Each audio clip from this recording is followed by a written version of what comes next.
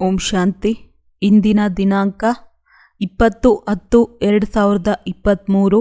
ಮಧುರ ಮಕ್ಕಳೇ, ದೇಹ ಸಹಿತವಾಗಿ ಎಲ್ಲವನ್ನೂ ಮರೆತು ಒಬ್ಬ ತಂದೆಯನ್ನು ನೆನಪು ಮಾಡಿ, ಆಗ ಸ್ವಂತ ಮಕ್ಕಳೆಂದು ಹೇಳಬಹುದು. ಈ ಹಳೆಯ ಪ್ರಪಂಚದಿಂದ ಈಗ ನಿಮ್ಮ ಬುದ್ಧಿ ದೂರ ಹೋಗಬೇಕಾಗಿದೆ. ಪ್ರಶ್ನೆ: ತಂದೆಯ ಜ್ಞಾನವು ಎಂತಹ ಮಕ್ಕಳ ಬುದ್ಧಿಯಲ್ಲಿ ಸಹಜವಾಗಿ ಕುಳಿತು ಬಿಡುತ್ತದೆ? ಉತ್ತರ: ಯಾರು ಬಡ ಮಕ್ಕಳಾಗಿದ್ದಾರೆ, ಯಾರ ಮೋಹವು ನಷ್ಟವಾಗಿದೆ ಮತ್ತು ಬುದ್ಧಿಯು ವಿಶಾಲವಾಗಿದೆಯೋ ಅವರ ಬುದ್ಧಿಯಲ್ಲಿ ಇಡೀ ಜ್ಞಾನವು ಸಹಜವಾಗಿ ಕುಳಿತು ಬಿಡುತ್ತದೆ. ಬಾಕಿ ಯಾರ ಬುದ್ಧಿಯಲ್ಲಿರುತ್ತದೆ ನಮ್ಮ ಧನ, ನಮ್ಮ ಪತಿ ಎಂದು, ಅವರು ಜ್ಞಾನವನ್ನು ಧಾರಣೆ ಮಾಡಿ ಶ್ರೇಷ್ಠ ಪದವಿಯನ್ನು ಪಡೆಯಲು ಸಾಧ್ಯವಿಲ್ಲ.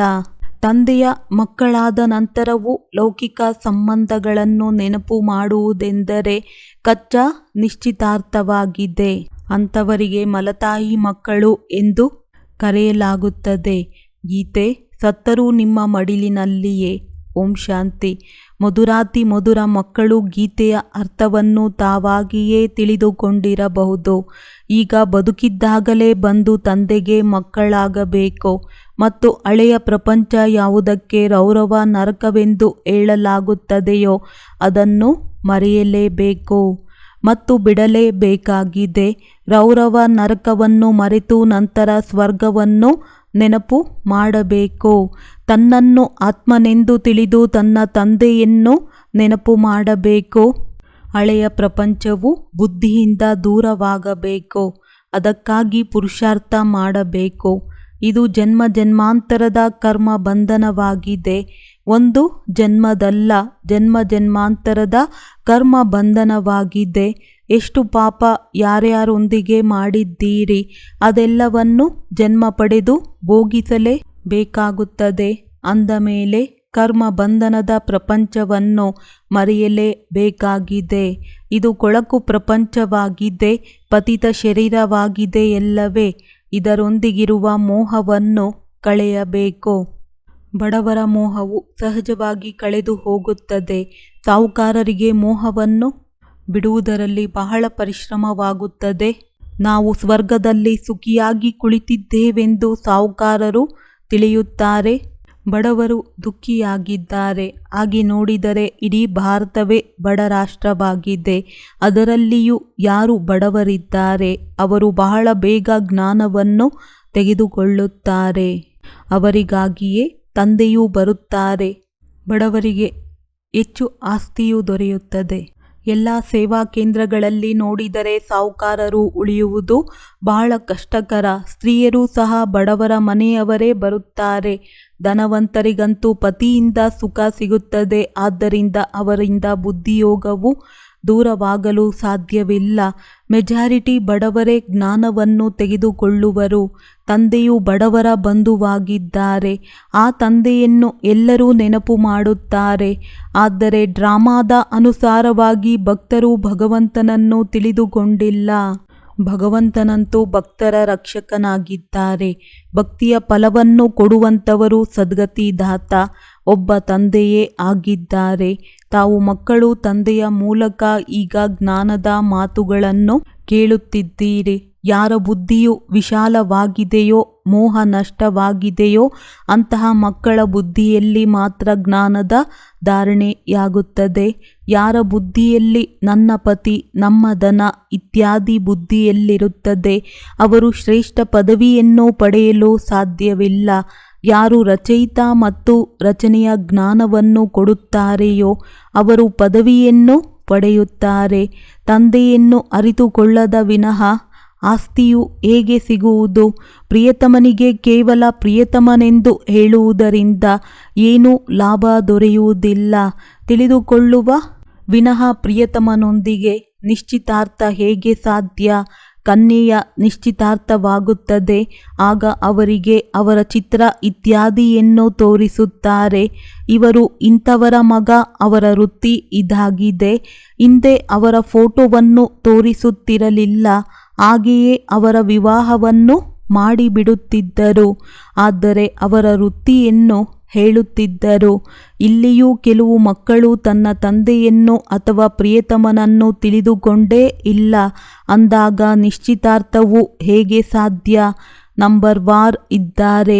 ಕೆಲವರ ನಿಶ್ಚಿತಾರ್ಥವು ಅರ್ಧಂಬರ್ಧವಾಗಿದೆ. ಪಾರಲೌಕಿಕ ಪ್ರಿಯತಮನನ್ನು ನೆನಪು ಮಾಡುವುದಿಲ್ಲ. ಲೌಕಿಕ ಪ್ರಿಯತಮನನ್ನು, ಲೌಕಿಕ ಸಂಬಂಧಿಗಳು ಮುಂತಾದವರನ್ನು ನೆನಪು ಮಾಡುತ್ತಿರುತ್ತಾರೆ. ಅಂದ ಮೇಲೆ ಕಚ್ಚಾ ನಿಶ್ಚಿತಾರ್ಥವಾಗಿದೆ.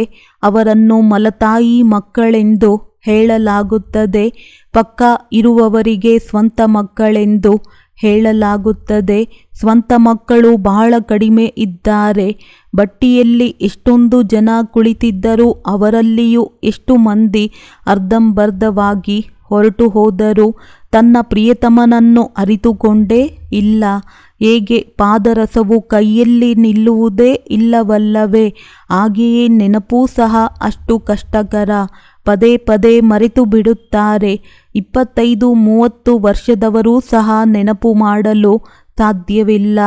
ನೀವು ತಿಳಿದುಕೊಂಡಿದ್ದೀರಿ, ಪಾರಲೌಕಿಕ ಪ್ರಿಯತಮ ಸ್ವರ್ಗದ 21 ಜನ್ಮಗಳಿಗಾಗಿ ಮಹಾರಾಜ ಮಹಾರಾಣಿಯನ್ನಾಗಿ ಮಾಡುವಂಥವರಾಗಿದ್ದಾರೆ. ಸೃಷ್ಟಿಯ ಆದಿ ಮಧ್ಯ ಅಂತ್ಯವನ್ನು ಬಲ್ಲವರಾಗಿದ್ದಾರೆ. ಪ್ರಿಯತಮೆಯರಿಗೆ ಇಷ್ಟೊಂದು ತಿಳಿಸಿಕೊಡುತ್ತಾರೆ. ಆದರೂ ಸಹ ಬುದ್ಧಿಯಲ್ಲಿ ಕುಳಿತುಕೊಳ್ಳುವುದಿಲ್ಲ. ಬುದ್ಧಿಯು ಹಳೆಯ ಪ್ರಪಂಚ ಸಂಬಂಧಗಳಲ್ಲಿ ಅಲೆದಾಡುತ್ತಿರುತ್ತದೆ. ನಾನು ಬಂಧನದಲ್ಲಿದ್ದೇನೆ ಎಂದು ತಿಳಿದುಕೊಳ್ಳುವುದೇ ಇಲ್ಲ. ಸಂಬಂಧವಂತೂ ಒಬ್ಬರದೇ ಬೇಕಾಗಿದೆ, ಉಳಿದೆಲ್ಲವೂ ಬಂಧನವಾಗಿದೆ. ಆದ್ದರಿಂದ ಒಬ್ಬರ ಜೊತೆ ಸಂಬಂಧವನ್ನಿಡಿ. ಅವರು ನಿಮಗೆ ಸೃಷ್ಟಿಯ ಆದಿ ಮಧ್ಯ ಅಂತ್ಯದ ಶಿಕ್ಷಣವನ್ನು ಕೊಡುತ್ತಾರೆ ಎಂದು ಮಕ್ಕಳಿಗೆ ತಿಳಿಸಿಕೊಡಲಾಗುತ್ತದೆ. ನೀವು ತಿಳಿದುಕೊಂಡಿದ್ದೀರಿ, ಅರ್ಧಕಲ್ಪ ಜ್ಞಾನಕಾಂಡವಾಗಿದೆ, ಅರ್ಧಕಲ್ಪ ಭಕ್ತಿಕಾಂಡವಾಗಿದೆ.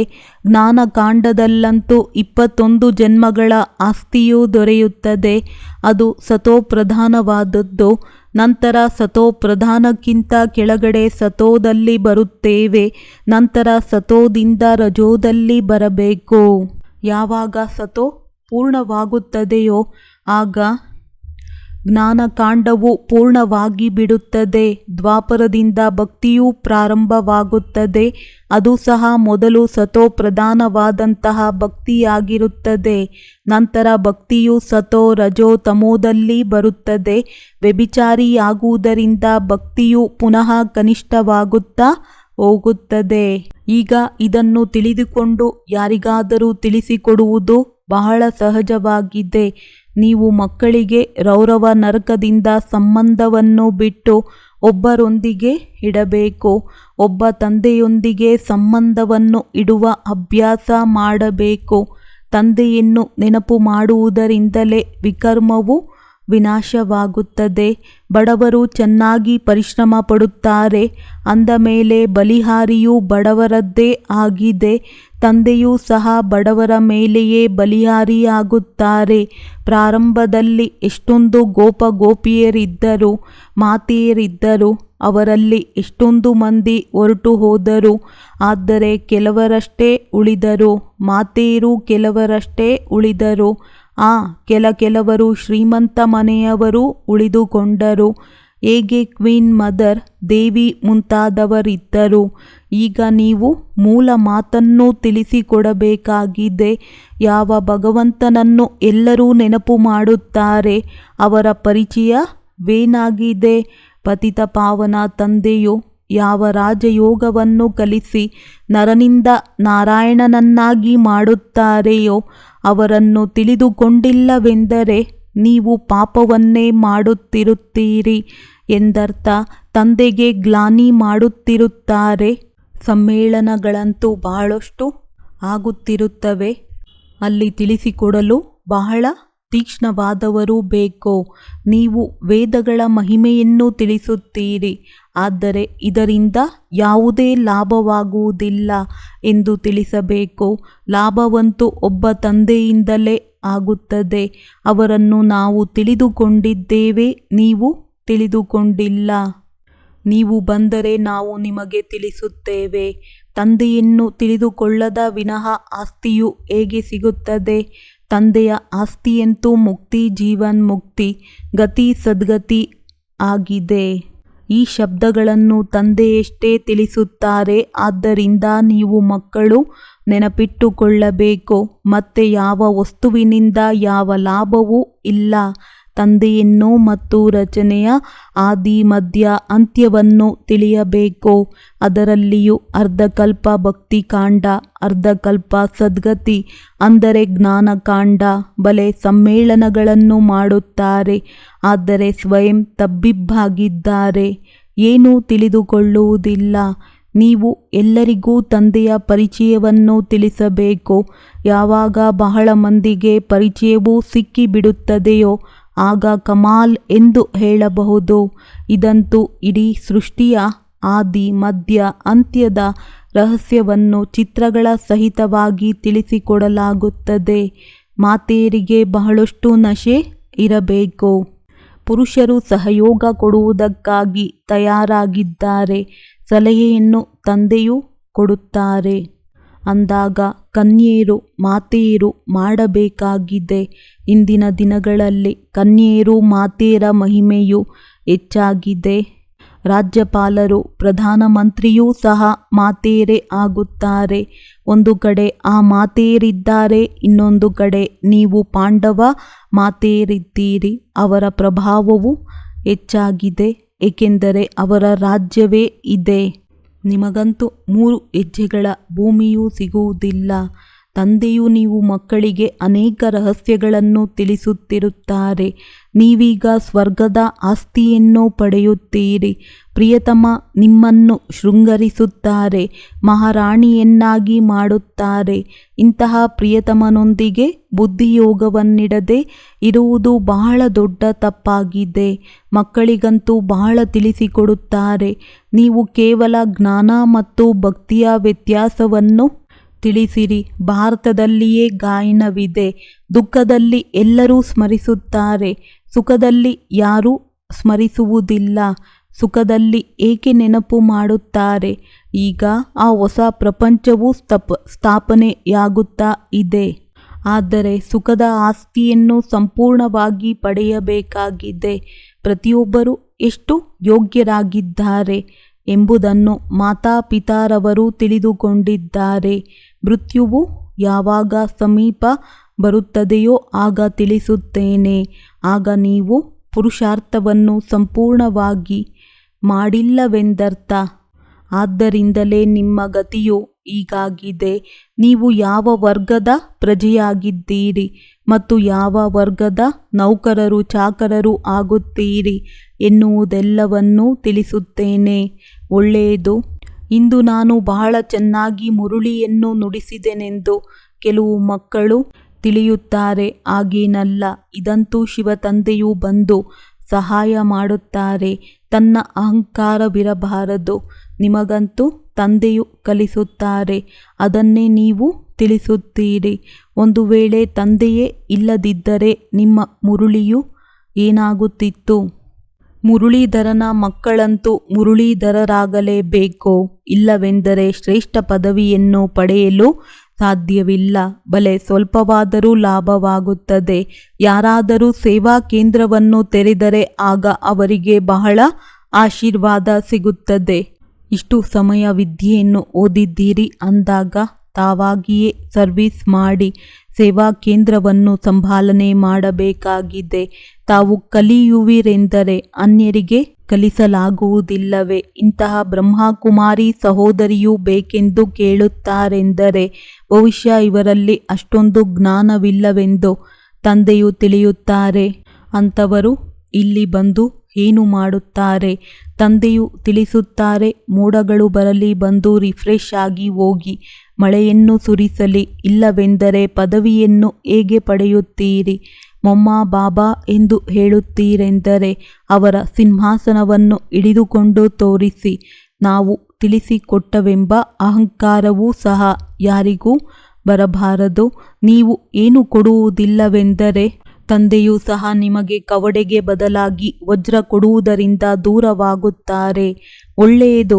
ಮಧುರಾತಿ ಮಧುರ ಅಗಲಿ ಹೋಗಿ ಮರಳಿ ಸಿಕ್ಕಿರುವಂತಹ ಮಕ್ಕಳಿಗೆ ಪ್ರೀತಿಯ ಮಾತ್ಪಿತಾ ಬಾಪ್ದಾದಾರವರ ನೆನಪು, ಪ್ರೀತಿ ಹಾಗೂ ಸುಪ್ರಭಾತ. ಆತ್ಮೀಯ ಮಕ್ಕಳಿಗೆ ಆತ್ಮೀಯ ತಂದೆಯ ನಮಸ್ತೆ. ಧಾರಣೆಗಾಗಿ ಮುಖ್ಯ ಸಾರ.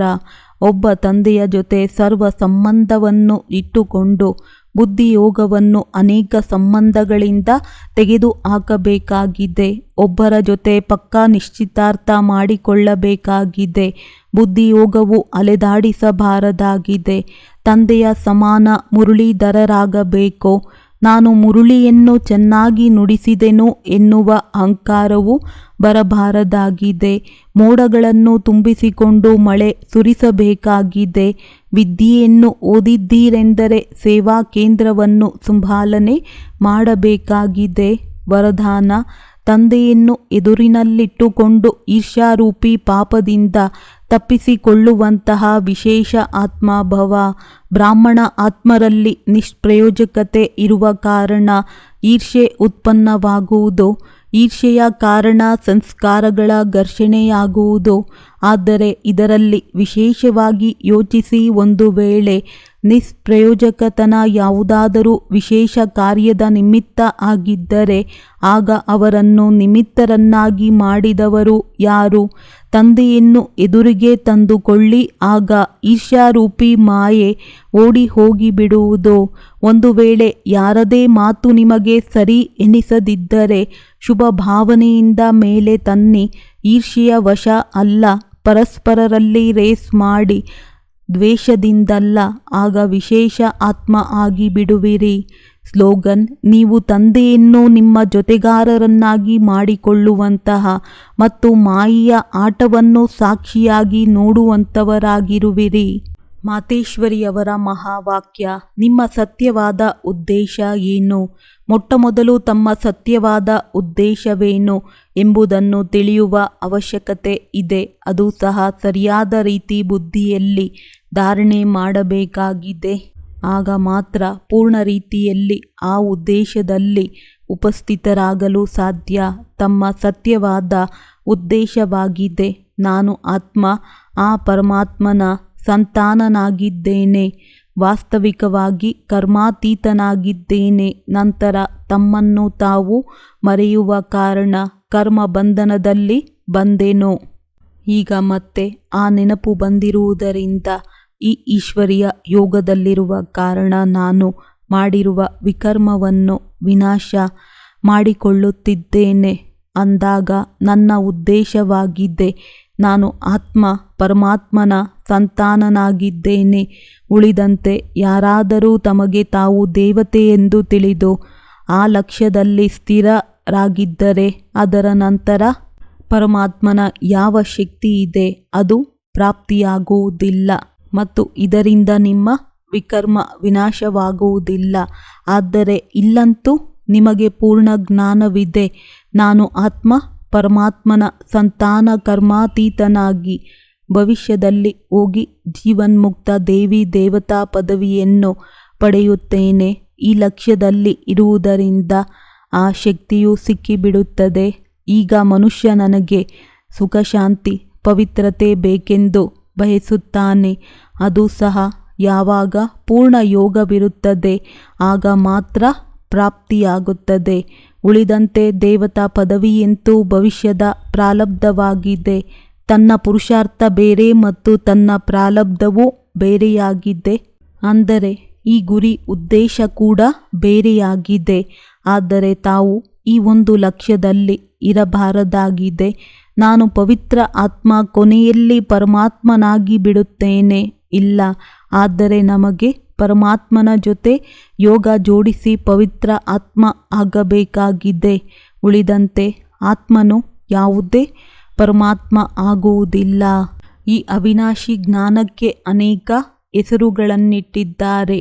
ಈ ಅವಿನಾಶಿ ಈಶ್ವರೀಯ ಜ್ಞಾನಕ್ಕೆ ಅನೇಕ ಹೆಸರುಗಳನ್ನಿಟ್ಟಿದ್ದಾರೆ.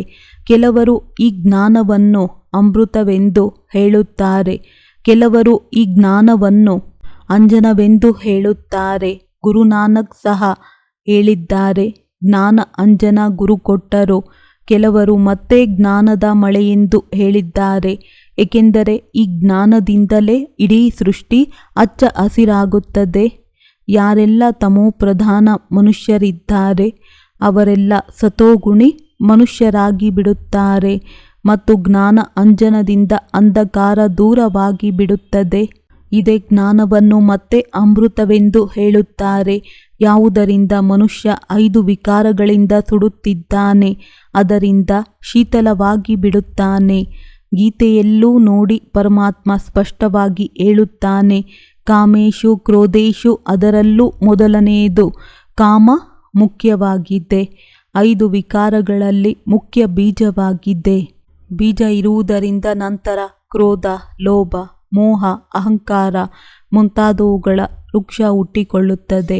ಅದರಿಂದ ಮನುಷ್ಯನ ಬುದ್ಧಿ ಭ್ರಷ್ಟವಾಗಿ ಬಿಡುತ್ತದೆ. ಈಗ ಅದೇ ಬುದ್ಧಿಯಲ್ಲಿ ಜ್ಞಾನದ ಧಾರಣೆಯಾಗುತ್ತದೆ. ಯಾವಾಗ ಬುದ್ಧಿಯಲ್ಲಿ ಜ್ಞಾನದ ಧಾರಣೆ ಪೂರ್ಣವಾಗಿ ಆಗುತ್ತದೆ ಆಗಲೇ ವಿಕಾರಗಳ ಬೀಜ ಸಮಾಪ್ತಿಯಾಗಿ ಬಿಡುತ್ತದೆ. ಉಳಿದಂತೆ ಸನ್ಯಾಸಿಗಳು ತಿಳಿಯುತ್ತಾರೆ, ವಿಕಾರಗಳನ್ನು ವಶದಲ್ಲಿ ಇಟ್ಟುಕೊಳ್ಳುವುದು ಬಹಳ ಕಠಿಣ ಮಾತಾಗಿದೆ ಎಂದು. ಈಗ ಈ ಜ್ಞಾನ ಸನ್ಯಾಸಿಗಳಲ್ಲಿ ಇಲ್ಲವೇ ಇಲ್ಲ ಅಂದಾಗ ಇಂತಹ ಶಿಕ್ಷಣವನ್ನು ಕೊಡುವುದು ಹೇಗೆ? ಸುಮ್ಮನೆ ಹೀಗೆ ಹೇಳಿಬಿಡುತ್ತಾರೆ, ಮರ್ಯಾದೆಯಲ್ಲಿರಿ ಎಂದು. ಆದರೆ ಸತ್ಯವಾದ ಮರ್ಯಾದೆ ಯಾವುದಾಗಿದೆ? ಆ ಮರ್ಯಾದೆ ಇತ್ತೀಚೆಗೆ ಮುರಿದು ಬಿದ್ದಿದೆ. ಎಲ್ಲಿ ಆ ಸತ್ಯಯುಗಿ ತ್ರೇತಾಯುಗಿ ದೇವಿ ದೇವತೆಗಳ ಮರ್ಯಾದೆ ಯಾವುದು? ಗೃಹಸ್ಥದಲ್ಲಿರುತ್ತಾ ಹೇಗೆ ನಿರ್ವಿಕಾರಿ ಪ್ರವೃತ್ತಿಯಲ್ಲಿ ಇರುತ್ತಿದ್ದರು, ಈಗ ಅಂತಹ ಸತ್ಯವಾದ ಮರ್ಯಾದೆ ಎಲ್ಲಿದೆ? ಇತ್ತೀಚಿನ ದಿನಗಳಲ್ಲಂತೂ ಉಲ್ಟಾ ವಿಕಾರಿ ಮರ್ಯಾದೆ ಪಾಲನೆ ಮಾಡುತ್ತಿದ್ದಾರೆ.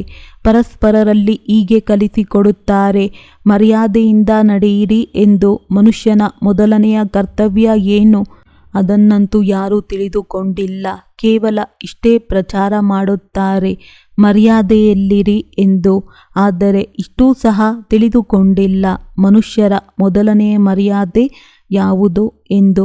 ಮನುಷ್ಯನ ಮೊದಲನೇ ಮರ್ಯಾದೆ ಆಗಿದೆ ನಿರ್ವಿಕಾರಿಯಾಗುವುದು. ಒಂದು ವೇಳೆ ಯಾರನ್ನಾದರೂ ಕೇಳಿ, ನೀವು ಈ ಮರ್ಯಾದೆಯಲ್ಲಿ ನಡೆದುಕೊಳ್ಳುತ್ತಿರುವಿರಾ? ಆಗ ಹೇಳುತ್ತಾರೆ, ಈ ಕಲಿಯುಗಿ ಸೃಷ್ಟಿಯಲ್ಲಿ ಈಗ ನಿರ್ವಿಕಾರಿಯಾಗುವ ಸಾಹಸ ಇಲ್ಲ ಎಂದು. ಈಗ ಮುಖದಿಂದ ಮರ್ಯಾದೆಯಲ್ಲಿರು, ನಿರ್ವಿಕಾರಿಯಾಗು ಎಂದು ಹೇಳುವುದರಿಂದ ಯಾರೂ ನಿರ್ವಿಕಾರಿಗಳಾಗಲು ಸಾಧ್ಯವಿಲ್ಲ. ನಿರ್ವಿಕಾರಿಗಳಾಗಬೇಕಾದರೆ ಮೊದಲು ಈ ಜ್ಞಾನದ ಖಡ್ಗದಿಂದ ಈ 5 ವಿಕಾರಗಳ ಬೀಜಗಳನ್ನು ಸಮಾಪ್ತಿ ಮಾಡಬೇಕು. ಆಗಲೇ ವಿಕರ್ಮ ಭಸ್ಮವಾಗುವುದು. ಒಳ್ಳೆಯದು. ಓಂ ಶಾಂತಿ.